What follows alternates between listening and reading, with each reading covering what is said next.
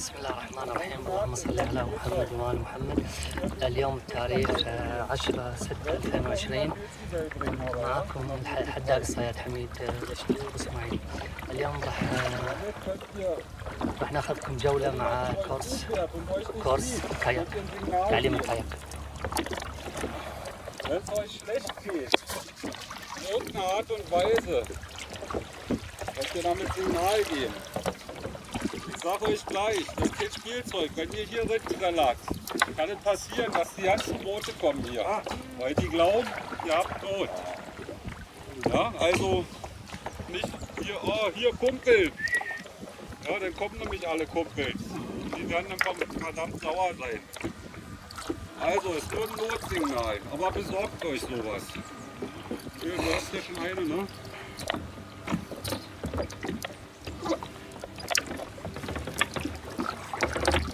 Was auch sehr gut ist. Besorgt euch sowas, könnt ihr auch aus Strippe machen. Für Paddel zum Halten.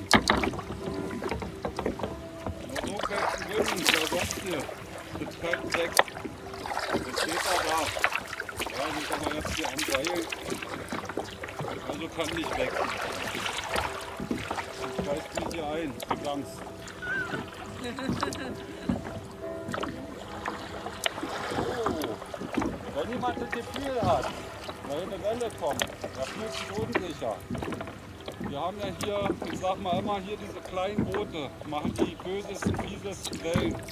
Weil die sich hinten mit dem Ruder, mit dem Heck reindrücken. Ja, die drücken sozusagen das ganze Wasser weg. Und vorne kann nichts nachschwimmen. Da kommen manchmal so eine Wellen hier an. Dampfer ist harmlos, meistens. Kommt immer drauf an.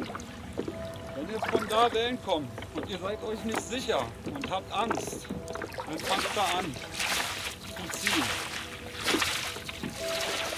Macht das mal nach, denkt immer daran, das Blatt hochzuheben, nicht dass ihr das schneidet. Wenn ihr das schneidet, muss es reinfallen. Also immer hin und her. Und wenn das passiert, werdet ihr merken, ihr seid auf Wellen sind, seid ihr glatt. Ja, das können wir mal ausprobieren, wenn ihr zum Dampfer kommt. Schön. Ja, immer schön. Und immer darauf achten, dass das Blatt nicht das Wasser schneidet. Also nicht so oder in einer anderen Richtung. Wasser zieht euch runter. Das kann passieren, dass ihr dann kippt. Kann, muss nicht. Aber wir wollen es ja ausschließen. Ne? Nochmal. Nochmal die andere Seite bitte. Automatisch hier bitte. Ja? Das wird euch ungemein helfen. Auch das mal hingeführt. معنا طبعا المدرب الألماني بوكار، مستر بوكار بيترينا. يعلمنا طبعا قواعد الكاياك للمبتدئين. Bringen euch die Kentern, verspreche ich euch. Deswegen, wenn ihr nicht sicher seid in euren Booten, meidet die Therapie. Bei Wind. So, dann will ich mal sehen hier. Mach mal. Zieh mal.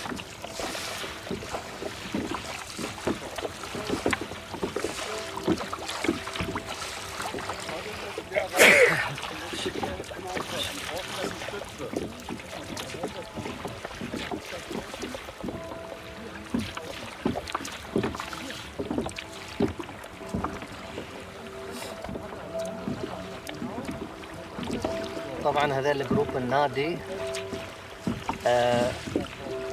مجموعة جايين يتعلمون كاياك، تشنك القواعد الكاياك، قواعد ركوب الكاياك. طبعا هذا المدرب الألماني بوكار يدرب المجموعة، وأنا معهم طبعا. أيضا أنا دائما أطور نفسي، حتى لا أنسى القواعد ركوب الكاياك.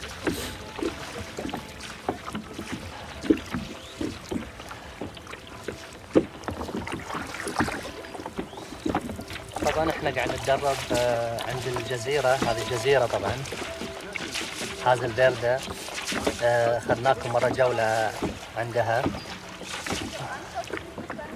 هذه جزيرة طبعا، احنا جايين خلف الجزيرة لان هني صاد عنا الهواء، ما في هواء، عشان كذي نقدر نتدرب على راحتنا. وطبعا الغزر حضرنا الغزر يمكن حوالي مترين الى 3 امتار.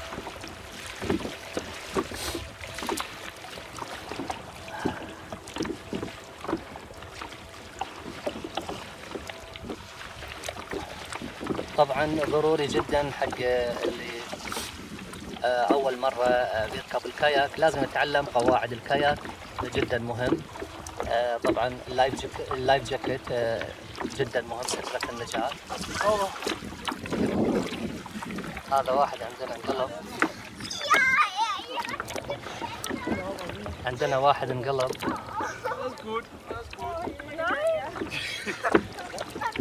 So schnell war ich noch nie im kalten Wasser. Nicole, help deine Papa, Nicole. Nicole. Sophie, help deine Papa. Ja.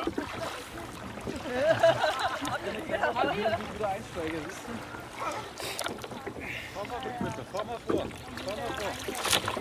طبعا هذه الأخطاء اللي لازم ننتبه لها أعزائي المتابعين، لأن إذا الواحد انقلب لازم ياخذ الإجراءات اللازمة، إنه يقلب الكاياك بسرعة حتى لا يشرب ماء، حتى لا يغرف ماء يعني، لأن إذا غرف ماء تقريبا راح يصير وزنه 350 كيلوغرام، فراح يطبع الكاياك. فعشان كذي هذا صديقنا طبعا متدرب، عشان كذي رد الكاياك مرة ثانية، الحين يحاول يصعد الكاياك. طبعا هذه حادثة يعني حادثة طبيعية، مو هو تدريب. طبعا هذا صار له حادث طبيعي، انه قلب، كان يبي يجي جنب بنته، هذه بنته صوفي، هذه بنته كان يبي يقضبها فانقلب بالكاياك. المدرب بوكار طبعا يحاول ينقذ صاحبنا الألماني. عشان كذي اخواني المتابعين دائما تعلموا قواعد الكاياك يعني، لان الكاياك جدا ممتع بس خطر، جدا خطر. فطبعا صعد على الكاياك الحين، صعد بطريقة تقنية.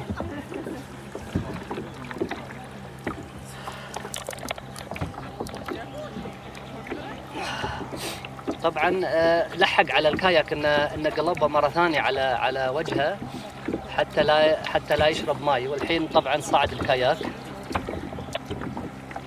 طبعا بمساعدة المدرب بوكارت، ترينر بوكارت، هاتيم جهولفن. طبعا هذه بنته صوفي راحت حق ابوها، يعني صراحة موقف اليوم موقف طبيعي.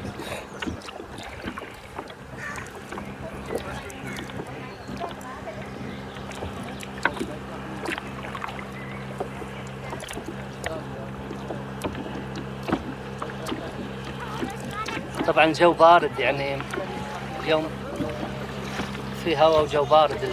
الرياح طبعا شرقية بارد، يعني ان شاء الله نتمنى له السلامة.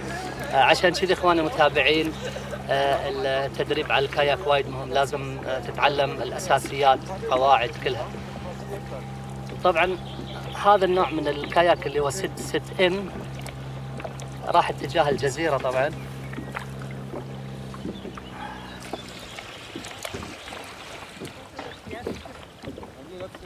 Habt, dass es so auf einer Seite kippt. Und jetzt ist die Paddelstütze.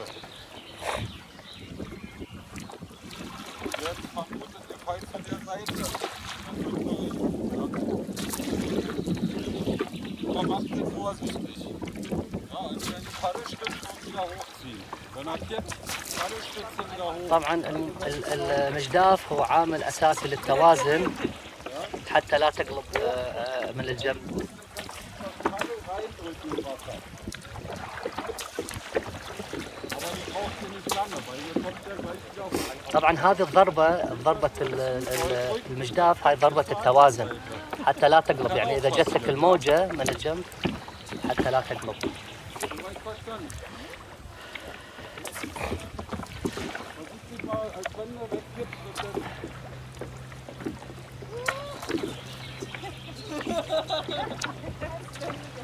Erstmal komische Gefühle, na klar, aber wenn ihr das drin habt, ihr müsstet die hier hoch verfestigen und ihr müsst es üben. Aber ist es schlimm, wenn man das so macht?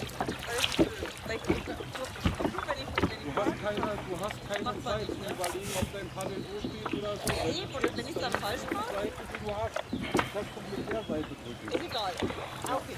Spielt keine Rolle. Du hast keine Zeit. Ja, deshalb dachte ich gleich.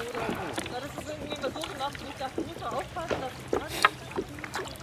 Aber sehr gut, wenn es egal ist, welche Seite dann hat. طبعا اخواني المتابعين، هذه بعض الاساسيات، التعليم على الكاياك والتجديف. طبعا احنا اليوم ماخذين عملي، يعني خذينا نص ساعه تقريبا نظري، هذا الحين العملي. Zeig mal.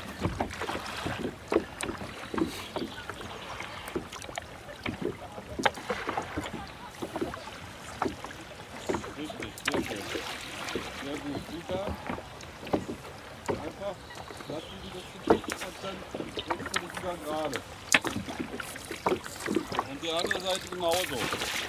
Ja, wenn ihr kippt, dann einfach aufschlagen und hochdrücken. طبعا هذه الحركه يعني اذا انت بغيت تنقلب من الكاياك تضرب المجداف على الجهه اللي انت راح تنقلب عليها، يعني حتى ترجع نفسك يعني. Kippvorgang dauert ein paar Millisekunden. Also wenn ihr merkt, ihr kippt, gleich reagieren. Hast du verstanden? So, dann schreibt ihr mal eure Sätze.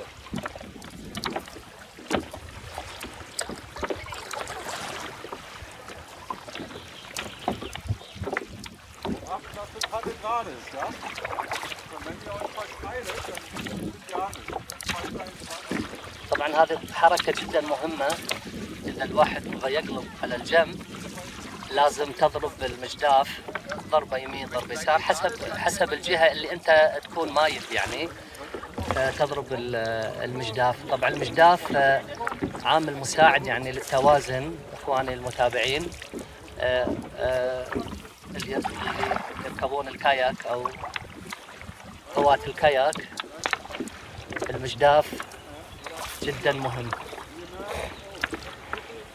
للتوازن. طبعا شوفوا المدرب شلون قاعد يوازن نفسه، شلون يضرب الضربة هذه عشان الواحد لا يقلب من الجنب. طبعا ايضا مهم ان تربط المجداف، اذا انت في البحر تربط المجداف بحبل عشان اذا طاح منك لا يباعد عنك، يعني لان بعدين ما تقدر تجدف. وايد مهم انك تربط المجداف معاك بالكاياك، على الكاياك مع البانجي او حبل اي شيء كان عندك.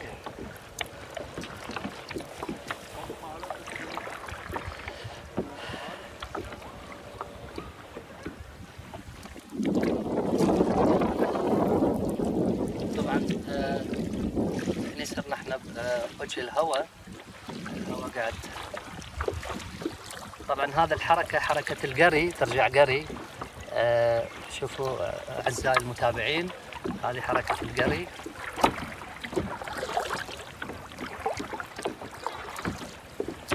يعني تحرك المجداف عكس الأمام، عكس الأمامي، ترجع للخلف. طبعا هذه المسكة لازم تكون صحيحة، تمسك المجداف من النص. لازم تسوي الحركة صح حتى لا يتعب جسمك أو لا يتعب أكتافك.